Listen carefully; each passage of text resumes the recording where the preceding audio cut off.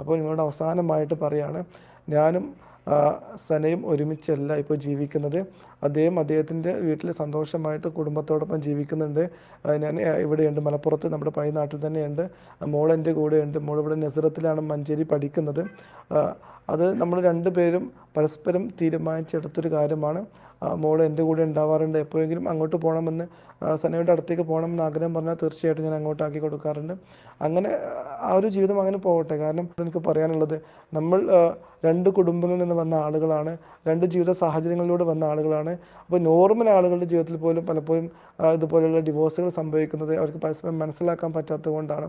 എന്നിട്ട് നമ്മൾ ഡിവോഴ്സിലേക്ക് പോവാതെ വീണ്ടും അഡ്ജസ്റ്റ് ചെയ്ത് മുന്നോട്ട് പോകുമ്പോഴാണ് പലപ്പോഴും രണ്ടിൽ ഒരാൾ എന്നേക്കുമായി ലോകത്തോട് വിട പറയുന്ന രീതിയിലേക്കൊക്കെ കാര്യങ്ങൾ ഉണ്ടാകുന്നതും ഇതുപോലെ ആത്മഹത്യയുടെ കഥകളൊക്കെ നമ്മൾ സങ്കടത്തോടു കൂടി കേൾക്കുന്നതും. അപ്പോൾ അങ്ങനെ നമ്മൾ പരസ്പരം സങ്കടപ്പെട്ട് ജീവിതം അവസാനിപ്പിക്കുന്നതിനേക്കാളും എത്രയോ നല്ലതാണ് നമ്മളെ സാഹചര്യങ്ങൾ മനസ്സിലാക്കിക്കൊണ്ട് നമ്മൾ പരസ്പരം പിന്മാറുക എന്നുള്ളത്.